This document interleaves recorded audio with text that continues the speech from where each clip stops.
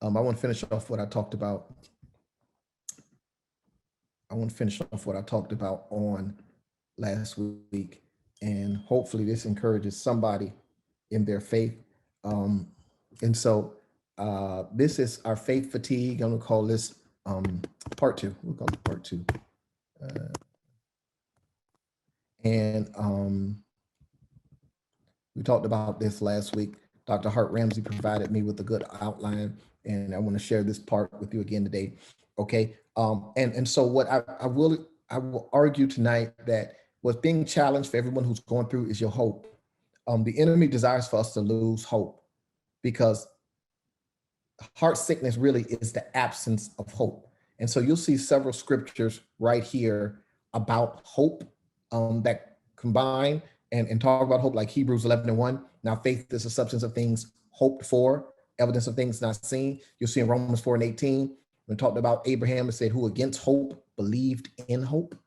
And so this is where I think we all are challenged, right? In our relationship with God, and indeed that's what it is. It's a relationship. The adversary wants to attack and hope and get us to lose our hope in him, the source, right? And if we can walk around hopeless, what he'll do, he has already won. He has already won, you know? And then when we're no longer sitting with expectation from God, then what are we doing, all right? So the absence of hopes lead to a couple of things, right? It leads to loss of vision. We lose our energy to imagine, to think creatively, or to think futuristically. And that's what happens in hope. When you lose hope, you feel fatigued. And when I mean you feel imaginatively fatigued, creatively fatigued, you don't even almost, when you think of the future, you think of it from a negative lens. And so that's why the hope needs to make sure that it remains. That's why, all right? Because we don't want to be tired. We don't want to stop innovating. We don't want to, we want to keep progressing, moving forward, and having excitement about things. Okay, so that's important. And so a sense of despondency is what hope causes. All right, and despondency is simply discouragement. And so Nancy could testify this. All those things come at you this week, you start feeling discouraged, right? And then sometimes a loss of hope causes you to have this unhappiness going on within you, a continual internal feeling of unhappiness, right? Why can't I be happy? And what we'll do, we'll typically go chase something to try to make ourselves happy. So that's typically what we do. We chase something, right? And then we're pessimistic. We become pessimism. We look at things as if they're not going to work out, right? And it causes despair. What happens is we focus on the situation more than we focus on God. Focusing on the situation more than we focus on God. Now, I'm sure all of you can testify that we've all been there, right? If you want to raise your hand, you can say, we've all been there where we focused on a situation. You don't have to raise it, but inside where we focus on the situation more than we focus on God. Focus on the situation. Main trick of the adversary, we spotlight the situation more than we spotlight God, okay? And once again, that's the trick. But here's the reality, okay? When hope is not fulfilled, it can really cause you to feel, there can be like physical manifestations of symptoms of hopelessness, okay? Proverbs 13:12 says like this, hope deferred makes the heart sick. That's where we get this lesson from. Hope deferred makes the heart sick. My God, I want you to think about that for a minute. Hope deferred makes the heart sick. Has your heart ever been sick? Because you've wanted something so badly, you need, and let's go beyond a want, right? Because sometimes we want things that we don't need. But in life will hit you a place where you need certain things so badly. You need it. You're like, Lord, I need this to work out. And then it's delayed. You start getting sick. So if you have ever been through something that have made you almost like physically ill, I don't want you to feel bad. I don't want you to beat yourself up. It happens. That's why I say we have no judgment here. It happens. So now, okay. So what we do, heart sickness must be addressed therapeutically. I heard a pastor say this, it's nothing like Jesus and a good therapist. I heard him say that. He said, nothing like, he was talking to us pastors. He said, nothing like Jesus and a good therapist. The word therapy means treatment intended to minister to or heal a disorder. Okay. Therapy is not an event, it is an ongoing process intended to gradually return us to full functional health. Can I talk to the saints and say sometimes we need to see a therapist? That's what I'm saying. That's what I'm saying. If you can, if your insurance will allow it, if you have the ability to go see one, I recommend a lot of people. I would almost say I would recommend everybody see a therapist. Everybody. You may feel like you're healthy and whole, but the thing is, we all manifest certain behaviors and things that sometimes we don't even notice that we're doing. And every way of a man is right in his own eyes, the Bible says. So we don't know what we're doing. So that's why some people, I know I'm fine. And we all have blind spots, things we can't see, right? And so I think this is good to see a therapist because sometimes you just got to get things out. Just got to talk about it. Okay. So that's very important. So this does not negate faith, living for God, praying, seeking God's word. It all combines. God gives us doctors, right? So here's the funny part about mental health, and I'll move on from this. We in the church know if you get sick and it starts getting bad, you're not going to break your arm and stay home. No matter how much faith you have, you're going to that doctor because you believe God gave the doctors the knowledge to set it right. Same thing with mental health as well, right? God has given us mental health providers, mental health care workers that will help us get to where we need fully functional. Okay. All right. So just want to put that plug in. So no shame in that game. Let's keep that going. All right. Heart sickness comes as a result of having to deal with repeated unmet expectations. When we feel let down or confused by disappointed plans, our hearts gradually begin to leak hope. And has anyone ever had a car and your tire had a slow leak? You ever seen a slow leak in a tire, right? It's not going flat, but you know it because just little by little. Matter of fact, you got now, the way cars made, it's reading, the gauge is telling you that tire pressure, saying something there, and it's dissipating, even though it's not a blowout, not exactly, but it's just leaking. My God. And that's how our hope is sometimes. It's like that. Little by little, we lose the ability to imagine or envision a world affected by our efforts, right? We want to do some things. God has placed us here. And Sister Karen said, we are here on earth to do his work, but we don't feel like we can get that accomplished once we start losing hope. That's that leak. We start feeling like, man, I don't know if I can, all right? The argument of our damaged thinking is, we start asking, what's the use? I talked about this last week. My efforts make no difference. I'm not making impact. I used to say, it don't matter if I'm not there. I don't make a difference when I'm there. You do, believe it or not. Somebody's looking for you. Somebody's looking forward to your smile, your encouragement. That's why the saints gather. That's why the saints are active in their business of the Lord, because we know that everything we do for him makes an impact. It makes a difference in the kingdom. Okay. Now, here's one of the contributing factors to our hopelessness. And this is where I had to grow. And I'll tell you that, Percy, I don't mind being transparent. I had to grow in many of these areas, and it came with age, it came with counseling, it came with time.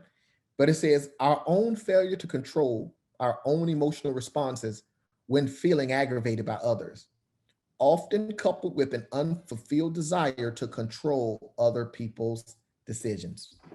Check this out. I gave you Genesis 27 and 46. We're going to go there for a quick minute because I want you to see why this person was feeling hopeless, okay? And let me see. I may read it let me look at it in NIV. Genesis 27 and 46. Look at what Rebecca said. She said to Isaac, she said, I'm disgusted with living because of these Hittite women. If Jacob takes a wife from among the women of this land, from Hittite women like these, my life will not be worth living. I want y'all to understand the depth of what she's saying. She's not in control of who Jacob marries. She's his mother, but she's not in control. She's so grieved by the situation that she said life won't even be worth living if he takes a wife from the Hittite women. My goodness, I don't want to be to that point. I don't want to feel, even if they're our own children, we cannot control. I had to learn this. Someone and they had to drill this in me. You cannot control adults. You cannot, and not that I wanted to control, I just used to get disappointed by responses and actions. And even then, I'm gonna help you with what I was taught. The answer: control yourself and let people live their lives. Set boundaries so that their decisions don't affect you. When people feel like they can impact you, they make decisions as such. Sometimes when people feel like you need them, they make decisions as such, right? And so you feel you're letting people dictate how you feel if you're having a good day or a bad day, and it's based on what someone else does. People most time are not thinking about you. They're living their lives, they're going on, doing what they want to do when they want to do it, right? You can't control. There are certain things right now in your life that probably have you worked up that you can't control. So it's time to set your boundary and not let other people's decisions affect you. Leaders have to learn that lesson, because you're constantly with people, you're pouring in, loving on people, and then they up and make decisions sometimes that you may not be in agreement with. You know, they may not. You may have been helping somebody and they decide to switch jobs. And you may think that the job is not good for them, but you got to let them live their lives. And that's what I'm saying. Let people live. And in my younger days, I didn't understand that. As a person now, absolutely. But I tell you all this, it was my own insecurities, just like what's happening in Rebecca here. It's her own insecurities that's causing this feeling of hopelessness, because she can't control the behavior of somebody else. A lot of that was my own insecurities, fear of abandonment, afraid that people are going to leave you, you know? And so that's what, those are things that we can take into account that make you feel hopeless, that we can try to address.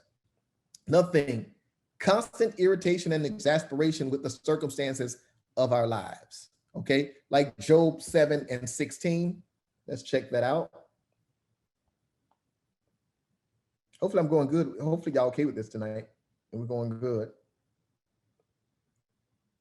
Job said in 7:16, he said, I despise my life. I would not live forever. Let me alone. My days have no meaning.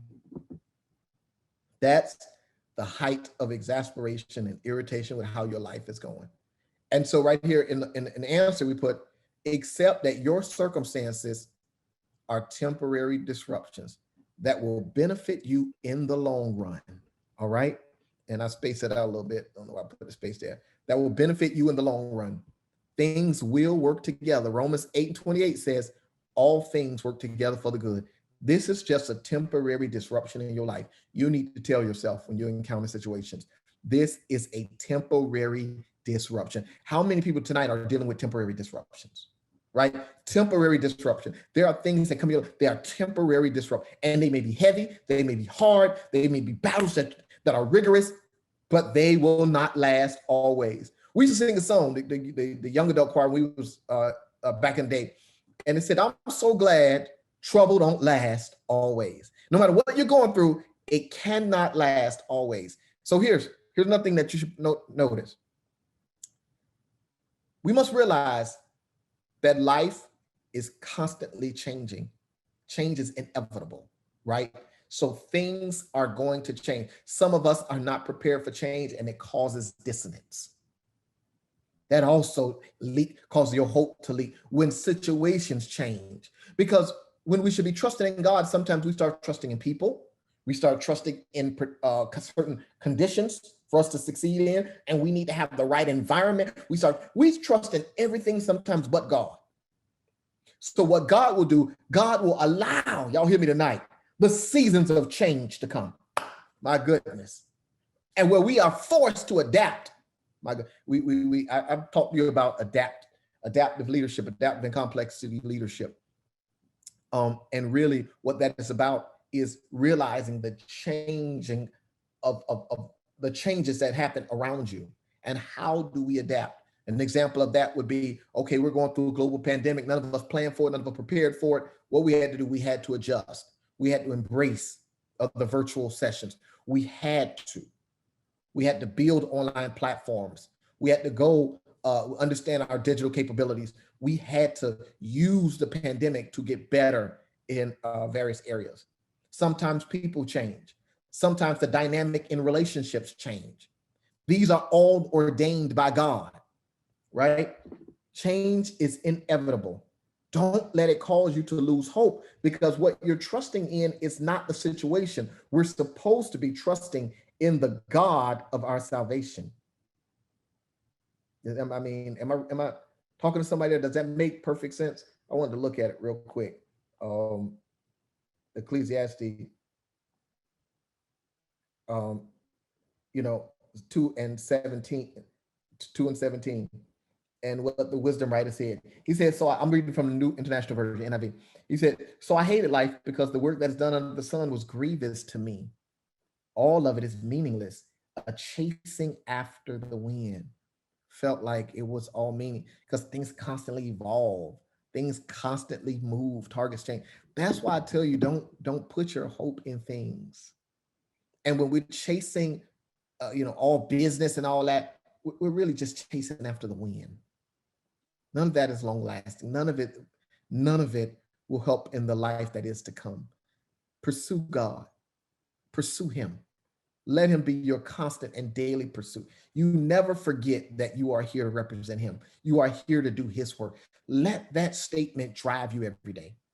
I was talking to an elder, and I told him, I said, the funny part about the church, and I was talking about, the church, the condition of the church overall, as a group of believers. I said, we're supposed to be winning the world, right? We're supposed to be here about our Father's business, working, doing what we're supposed to. And I said, but we have turned that into begging people to come to a worship service, let alone do the work of the kingdom out there winning souls. We begging and almost fighting with those who profess to be believers to do the very basic of what our walk calls for. The fellowship, the church, exactly what church means, ecclesia, the gathering, the group of called out believers. That's the very definition of church. And what we do, we turn it into this God is desperate, beg everybody to do everything. When no, every believer wakes up in the mind, I must work the works of him that sent me. I'm here to do his work. That's how I don't lose hope, because my mind doesn't shift, on things on the earth.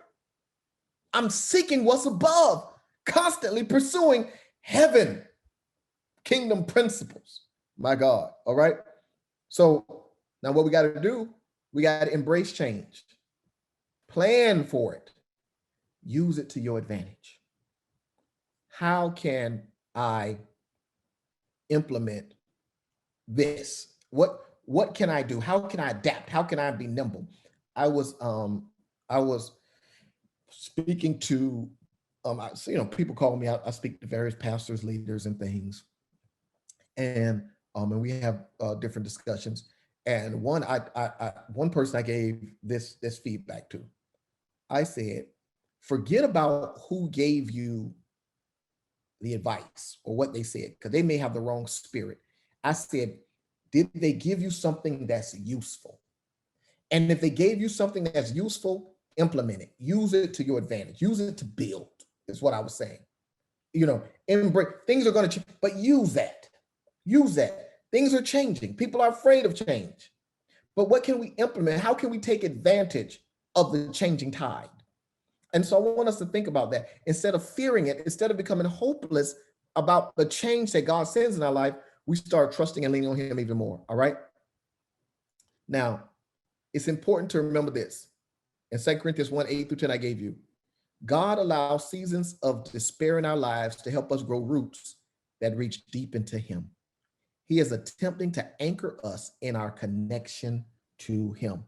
Please make no mistake about that.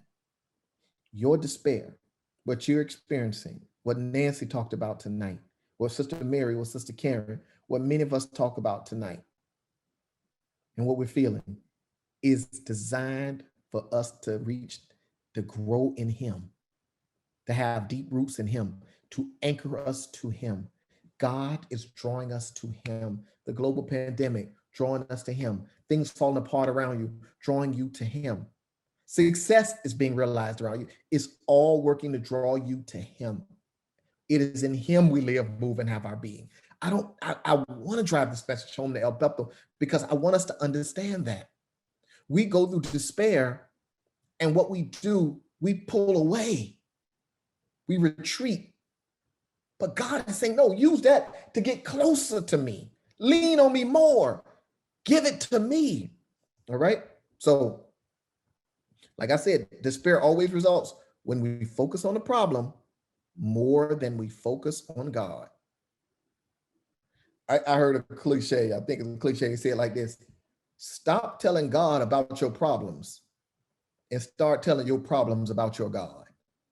Make sense? You know, so we look at our problems as greater than our God. God constantly did it. He does it for us. And if you really search the archives of your life, you just search your own history, you all have moments where you can hang your head and say, God showed up for me then. God said, and then we're like the children of Israel sometimes, right? We get to a certain place and we say, oh, you know what? I don't know if God gonna do it again. Now I'm worried, and then we complain. And literally we watched all the miracles. The Lord shared this scripture with me. I gave some commentary on it. Hold on, I want to share it with you all. Hopefully we still good here. I'm monitoring the time.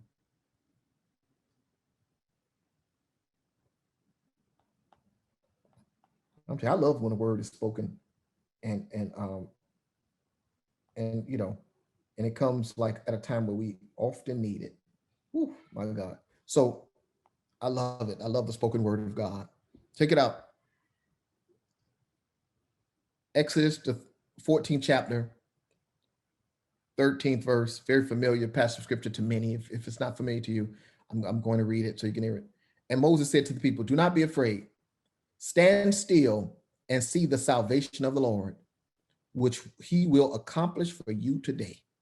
For the Egyptians whom you see today, shall see again no more forever. The Lord will fight for you, and you shall hold your peace. Can I ask, are you standing still? Do you understand that the Lord will fight for you? Okay, so listen what the commentary said, and I love this. Moses told the people of Israel, this is when the Egyptians were behind them, they had got to the Red Sea, trying to figure out, Moses didn't know what God was going to do, but he knew God was going to do something. He knew God was going to take care of them, just didn't know how, all right? So he just told them to stand still. This is often the Lord's direction to the believer in a time of crisis. Y'all hear me? Despair will cast you down, keeping you from standing. Fear will tell you to retreat. Impatience will tell you to do something now. Presumption will tell you to jump into the Red Sea before it is parted. Yet as God told Israel, he often tells us to simply stand still and hold your peace as he reveals his plan. Just want to share that with y'all. And that really blessed me one morning I read that. Okay. And then now for reference, I probably can get into more of this one next week, if y'all would like. But it really goes a good discussion about dry bones syndrome. And so what really, when many of you have heard, several of you have, maybe some of you haven't, I don't want to take for granted, the valley of dry bones.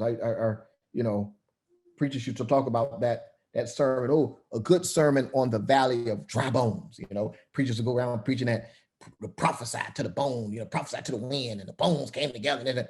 But what God was giving Ezekiel was a prophetic vision. This was a prophetic vision. Okay. And I'm going to tell you why that prophetic vision was important, because we talk about that, but I wonder if we go to the verse 11 in that text. And he said, and this is Ezekiel saying, then he said to me, son of man, these bones are the people of Israel. They say our bones are dried up and our hope is gone. We are cut off. What was happening is their dry bone syndrome, if you will, was rooted in their negative self-talk based on their loss of hope. That's what God was showing a prophet. These people were speaking negative. They said, this is what Lord, they say our bones are dried up and our hope is gone. We are cut off. They were speaking that. So it's time, and that's what I put the remedy. Activate your own prophetic voice in your life. Speak the answer. Don't say, I don't have hope. I don't see how this is going to work out. I don't know what the answer is going to be. Speak. I know I can prophesy, but I tell you all the time, El Bethel, you are ministers. Be the greatest prophet in your own life. Speak to yourself when the pastor's not around, when others not around to encourage you. Speak a word in your own life. So the remedy is activate your own prophetic voice. But another part of that, why I said you get everything you need at El Bethel. This is the second part. Exposure to authentic prophetic ministry is another way to build your hope. You need to have someone speaking in your life who's the real mouthpiece of God, who are not speaking for gain, for motive, or anything, who will tell you what thus saith the Lord. And you know, I'm going to do it at El Bethel. I give you what thus saith the Lord. I don't want any I have no hidden agendas, no hidden motives. This is where, so that's why when somebody gives you false prophecy, you're able to reject it. False prophecy is what's causing people to lose their hope. People prophesying stuff in their life that's not coming to pass. And now everyone left scratching. They wonder, how did this happen? And they got $1,000 line because they want you to give X amount of dollars. No, I want you to come back tomorrow. God got a word for you. Give me the word now. I need it now. Now, if you're telling me I'm going to seek God for a word for you and come back tomorrow, okay. But don't try to build attendance and want me to come back. Give me what thus said. And is my word only tied into the check I'm about to give? Is that really the prophetic word of the Lord? I'm saying you need somebody speaking real prophetic ministry. Like when you have found the right ministry, my goodness, you attach yourself to it. When you know somebody hears from the Lord, all right? And what it does, it's a willingness to trust God with your expectations again. You start believing again. You start hoping again, all right? And so I'm going to stop right there for tonight. That's enough. But I want you to hear what was going on. And I really, that one stood out to me, that their condition basically was based on what they were saying to themselves, what they said about themselves. What do you say about yourself? What do you say about what you're going through right now? And can you trust God? Will you trust God? This is how we don't experience faith fatigue. This is how we stay connected. It's how we continue to walk with him. We got to walk with him, man. You're going to experience some things in this life, but I promise you, if you keep walking with him, he's going to take care of you through it all.